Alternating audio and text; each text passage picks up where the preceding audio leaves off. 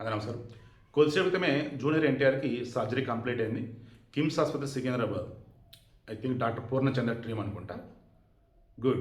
But 2, 3 నెలలు rest అన్నారు. నాకు ఇమ్మీడియేట్‌గా కొన్ని పోస్టులు కనపడ్డాయి.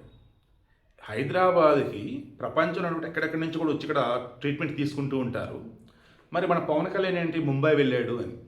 క్రాస్ చెక్ చేసి తెలిసింది ఏంటంటే ఒక్కొక్కరికి ఒక రకమైనటువంటి సర్జరీలు అవసరం పడుతూ ఉంటాయి. ఆ సర్జరీ చేసే వాళ్ళు ఎక్స్పర్ట్స్ ఎవరైతే ఉంటారో ఆడికి వెళ్ళి ట్రీట్మెంట్ చేయించుకోవాలి. ఇది ఒకటైతే. 2, ఇక్కడ కనుక ఆసుపత్రులు ఎక్కువ రోజులు ఉండాల్సి వస్తే జనాలు వచ్చి వెళ్తూ వాళ్ళు వస్తూ పోతూ ఉంటే ఇబ్బంది అయిపోయింది. ప్రోటోకాల్ అని అదని ఇదని. Pawan Kalyan deputy CM, so ఆయనకంటూ ప్రోటోకాల్ ఉంటుంది. అండ్ వాడిని చాలామంది కలుస్తారు.